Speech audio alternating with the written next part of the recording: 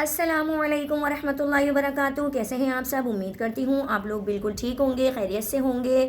اللہ پاک آپ کو ہمیشہ اسی طرح ہنستا رکھے، مسکراتا رکھے، آپ کی زندگی کی تمام پریشانیوں کو اللہ پاک اپنی رحمت کاملہ عاجلہ سے دور کرے، آپ کے عمر میں، آپ کے علم میں، آپ کے عمل میں اللہ تعالیٰ ڈھیر ساری برکتیں عطا کرے اور آپ کو آپ کی اولاد کی ہر خوشی دیکھنا نصیب کرے اور آپ کو دنیا اور آخرت کی تمام خوشیاں اللہ پاک دکھائے اور اپنے آخرت کی تیاری کرنے والا بھی بنائے اللہ تعالیٰ آپ کو۔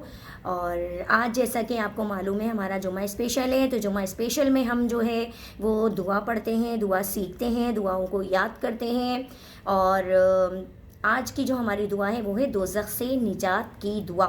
بہت اہم دعا ہے، چھوٹی سی دعا ہے لیکن ہے بہت اہم، اس کو آپ نے یاد ضرور کرنا ہے اور جس طرح سے میں بتاؤں گی اس طریقے سے آپ نے اس کو پڑھنا بھی ہے۔ تو اسٹارٹنگ میں ہم درود شریف کی ایک فضیلت معلوم کر لیتے ہیں۔ جیسا کہ میں آپ کو بار بار کہتی ہوں کہ جمعے والے دن آپ لوگ کثرت سے درود شریف پڑھا کریں اور جمعے کے دن کا کوئی ایک وقت، ایک پہر ایسا ہوتا ہے جس میں دعائیں قبول کی جاتی ہیں، ٹھیک ہے نا؟ تو اچھی اچھی باتیں اپنے منہ سے نکالیں اپنی اولاد کو جمعے کے دن خاص کر۔ ویسے بھی اولاد کے لیے منہ سے برے الفاظ نہیں نکالنے چاہیے، کسی بھی قسم کے کام کے لیے برے الفاظ نہیں نکالنے چاہیے، لیکن کوشش کریں خاص کر جمعے والے دن اپنے غصے کو کنٹرول کرنے کی بہت زیادہ کوشش کیجئے اور اچھے کام کیجئے۔ صبح سے ہی آپ اسٹارٹنگ سے ہی اچھے کام کیجئے تاکہ آپ کا سارا دن اچھا گزرے، سکون کا گزرے۔ تو جی، جمعے کی فضیلت میں آتا ہے کہ جو کسی بھی پریشانی میں مبتلا ہو وہ کثرت سے درود شریف پڑھے، کیونکہ درود پاک پریشانیوں، مصیبتوں، دکھوں کو دور کرتا ہے، رزق بڑھاتا ہے اور حاجتیں پوری کرتا ہے۔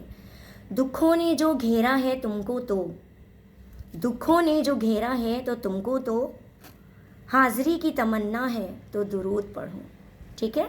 تو امید کرتی ہوں درود شریف کی آپ لوگ کثرت کریں گے اور خاص کر جمعرات کی نماز مغرب کے بعد فارغ ہو کے درود شریف پڑھنا شروع کر دیا کریں، چلتے پھرتے اٹھتے بیٹھتے، اور جمعے والے دن پورے دن درود پڑھا کریں اور دعا کیا کیجیے اپنے لیے بھی، اپنے گھر میں جتنا بھی آپ کے گھر میں رزق آتا ہے اس کے لیے بھی، اور جتنے بھی آپ کے بچے ہیں ان سب کے لیے بھی، کہ اللہ پاک آپ کی اولاد کو نیک بنائے اور آپ کا اور آپ کے بچوں کا نام اور بچوں کے پاپا کا نام نیکوکاروں میں شامل کر دے، ٹھیک ہے؟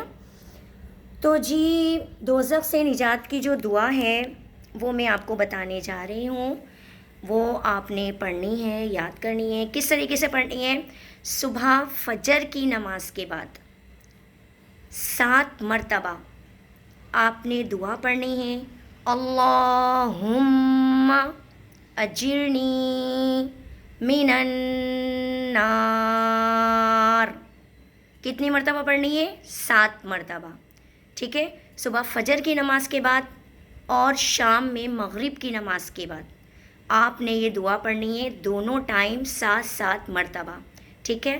اور دعا کرنا ہے کہ اللہ پاک دوزخ کے ہر قسم کے عذاب سے آپ کو، آپ کے والدین کو، آپ کے بچوں کو، آپ کے بچوں کے پاپا کو، جتنے بھی لوگ آپ کے نظروں کے سامنے ہیں ان سب کو، ضروری نہیں ہے کہ ہم جو دعا کرتے ہیں وہ صرف ہم اپنی ذات سے متعلق کریں، نہیں، دعا جو ہے وہ آپ سب کے لیے کیجئے، سب کے لیے، اور سب میں پلیز میرا بھی نام شامل کر لیجئے گا، مجھے بھی دعاؤں کی بہت ضرورت ہے۔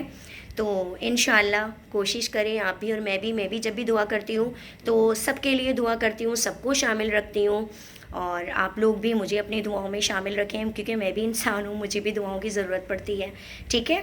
تو بس اس دعا کی عادت بنا لیجئے آپ لوگ کہ آپ نے ہر فجر کی نماز کے بعد اور ہر مغرب کی نماز کے بعد 7 مرتبہ یہ دعا پڑھنی ہے، اور اس دعا کا فائدہ یہ ہے کہ یہ دوزخ کے ہر قسم کے عذاب سے محفوظ رکھے گی دعا آپ کو، ٹھیک ہے؟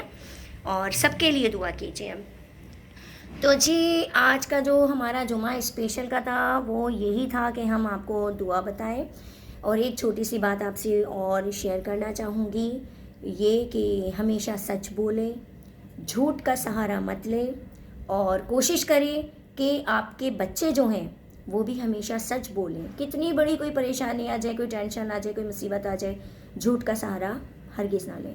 کیونکہ دیکھیں بچہ جو ہے نا وہ گھر سے جھوٹ بولنا سیکھتا ہے, وہ گھر سے ہی جھوٹ بولنا سیکھتا ہے. فرض کریں آپ کے دروازے پہ کوئی آ گیا, آپ نے اس سے ملنا نہیں ہے, ٹھیک ہے نا. اب جیسے پاپا گھر میں ہیں موجود اور پاپا کو نہیں ملنا ہے, کوئی دروازے پہ ایسا آ گیا, تو انہوں نے کہا بچے کو کہ جائیں اور جا کے کہہ دیجئے کہ پاپا گھر میں نہیں ہیں. جبکہ پاپا ہیں گھر میں لیکن انہیں ملنا نہیں ہے, تو انہوں نے یہ کہہ دیا کہ جاؤ بیٹا باہر جا کے دروازے پہ بول دو کہ پاپا ہمارے گھر پہ نہیں ہیں. بچہ گیا, بچے نے جا کے دروازے پہ کہہ دیا. آپ نے اس وقت اس سے تو کہلوا دیا, لیکن آپ نے اس کو گناہ کرنا سکھا دیا. یہ گناہ ہے. اس نے جھوٹ بولا, آپ کے کہنے پہ جھوٹ بولا نا. اسے کہاں سے سیکھا؟ آپ سے سیکھا, ٹھیک ہے. اب کسی کی فون کالز آ گئیں, فون کال آ رہی ہے, تو مما نے کہہ دیا کہ بیٹا آپ موبائل اٹھا کے کہہ دیں کہ ماما گھر پہ نہیں ہے, آپ تھوڑی دیر بعد کال کر لیجیے گا. کتنی بزی کیوں نہ ہو, تھوڑا سا 5 منٹ کا ٹائم نکال کے بات کر لیجیے. بھئی آپ کا اپنا پرسنل میٹر ہے, پتہ نہیں آپ بات کرنا چاہیں نہ کرنا چاہیں, لیکن ایک بات میں آپ کو یہ سمجھانے کی کوشش کر رہی ہوں کہ جھوٹ کی جو بنیاد ہے نا وہ ہم لوگ خود اپنے بچوں کو سکھا رہے ہوتے ہیں بولنا, اور ان کو یہ کہنا کہ بیٹا اگر بچہ اسکول جا رہا ہے اس کو سبق یاد نہیں ہے, تو ہم نے کہہ دیا کہ بیٹا کہہ دینا کہ ہم شادی میں گئے ہوئے تھے, یا مما بہت مصروف تھی, مما کی طبیعت ٹھیک نہیں تھی, تو جا کے اپنے استاد صاحب کو کہہ دینا کہ وہ یہ مسئلہ ہو گیا تھا. جبکہ صرف ایک غفلت کی وجہ سے کہ آپ اپنے گھر کے کاموں میں لگی ہوئی تھیں, آپ نے بچے کو ٹائم نہیں دیا, یا آپ کے پاس ٹائم نہیں تھا, آپ نہیں نکال سکیں, آپ مینیج نہیں کر سکیں, تو آپ نے بچے کو یہ کہہ دیا. بچے نے آگے جا کے وہی جھوٹ بولا.